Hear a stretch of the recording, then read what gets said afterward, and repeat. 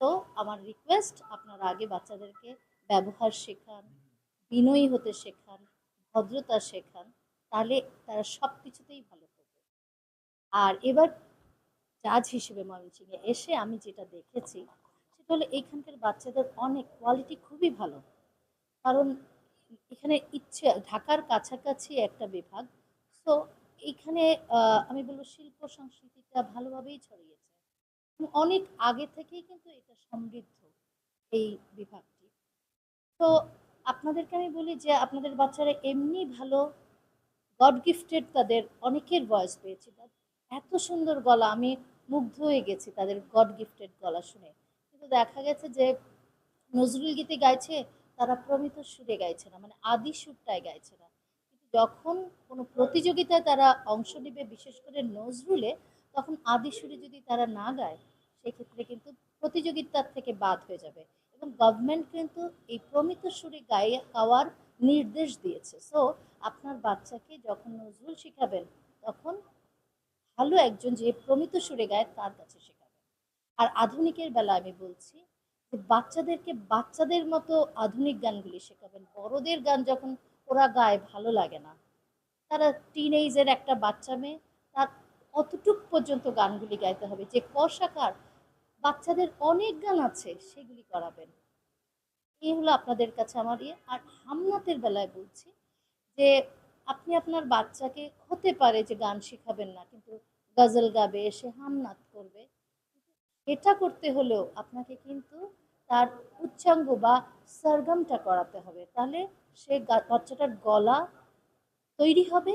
এবং সে যদি শুধু হামদাদ গায়, সে যদি কোরআন তেলাওয়াত করে, সেটাতেও একটা সুর আছে এবং সুরটা সুন্দর হবে।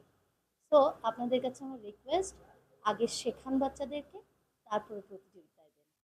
আর যারা ভালো করতে পারেনি, যারা ঢাকায় যাবে না, তাদের উদ্দেশ্যে বলছি, জীবনে কিন্তু এটাই শেষ না, এটা মাত্র শুরু।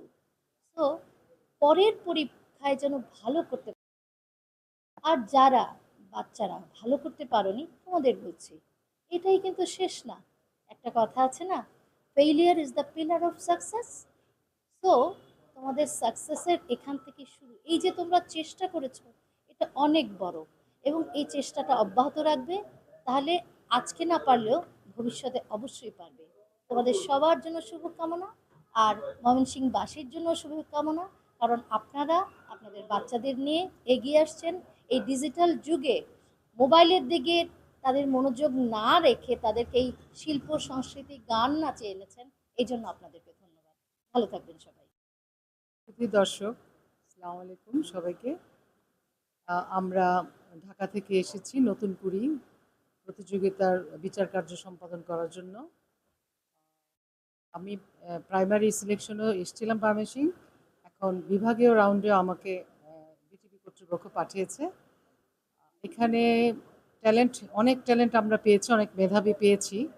আহ, আসলে তারা আমার কাছে মনে হয়েছে তারা বাই বোন শিল্পী। তার মা গান করছে বা বাবা গান করছে, বাবা মা প্যাট্রোনাইজ করছে, এই কারণে তাদের মানে প্র্যাকটিসটা বেশি, মানে আমরা খেয়াল করেছি। আর তাছাড়া আমি একটা জিনিস ফোকের ক্ষেত্রে দেখলাম যে এখানকার যারা গুণী ব্যক্তি ছিলেন, মানে শিল্পী ছিলেন, যারা প্রখ্যাত শিল্পী ছিলেন, যেমন জালাল খা, আরও কয়েকজন আছেন, নাম বলতে মনে পড়ছে না। আমি যদিও ফোকের না, তারপর একটা জিনিস খেয়াল করলাম, এই প্র্যাকটিসটা কিন্তু করছে না। কেন করছে না আমি সেটাই বুঝলাম না। বা এখানে ময়মনসিংহ যেহেতু বিভাগ হয়েছে, তাই ময়মনসিংহ বিভাগের শিল্পকলার এটা দায়িত্ব যে যারা আছেন মনমী সাধক, তাদেরকে নিয়ে ওয়ার্কশপ করা, কম্পালসারি করা, যে ফোকে এই সিলেবাস করে দেওয়া যে ইমুকের জালাল, কবি জালালের এই কয়েকটা গান করতে হবে, এই বয়স থেকে ওই বয়স, ওই বয়স থেকে এই বয়স। এটা না করলে ওনাদের কাজটা কি, সেটি আমি চিন্তা করছি, না চিন্তার বিষয়। এখন এটা যদি ধরেন অনেকে প্রফেশনাল জেলাসি কিনা আমি জানি না, এটা খুব লক্ষ্য করলাম যে খুব গ্যাপ, এই জিনিসটা অনুপস্থিত। তারা করছে লালনের গান, তারা করছে হাসনের গান, তারা করছে হ্যাঁ হ্যাঁ অনেক করিম শাহাবুদ্দিনের গান করছে। আর কিছু পেয়েছি, অনেক ভালো পেয়েছে, বিশেষ করে ফোকে কিন্তু ভালো পেয়েছি বেশিরভাগ, আমার কাছে মনে হচ্ছে। মানে আমার ইয়েতে জোনে আর কি আমি যেগুলো পেয়েছি।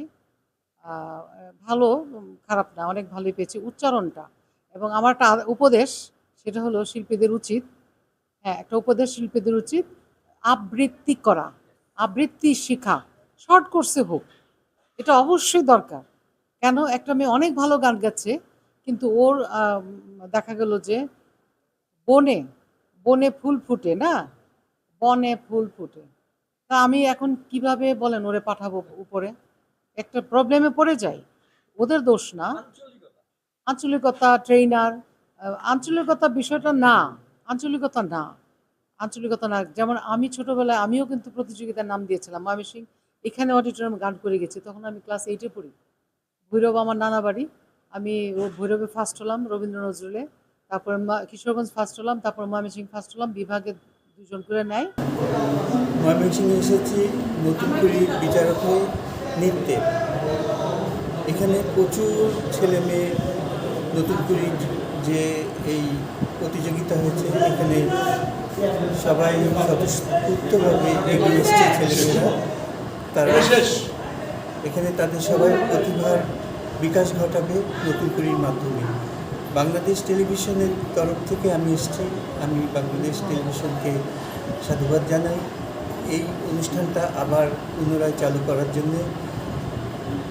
এটা অনেক আগে ছিল, আমিও তখন ছোট ছিলাম, খুব ইচ্ছা ছিল যে প্রতিভাকে যাচাই করব, কিন্তু তখন ছোট বলে করতে পারি না। এখন ছোটদের অনেক সুযোগ, এই সামনে এগিয়ে যাওয়ার, তাদের নিজস্ব প্রতিভা বিকাশ করার যে একটা ভিতরের তাগিদ আছে, সেটা করার একটা অবলম্বন পেল এই নতুন কুড়ির মাধ্যমে।